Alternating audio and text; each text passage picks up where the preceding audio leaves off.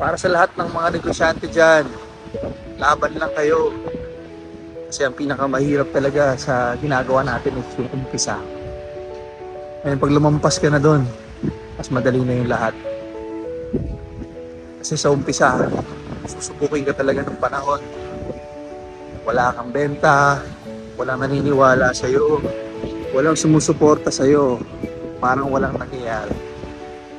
Kaya marami sa atin sumusuko at nag-quit.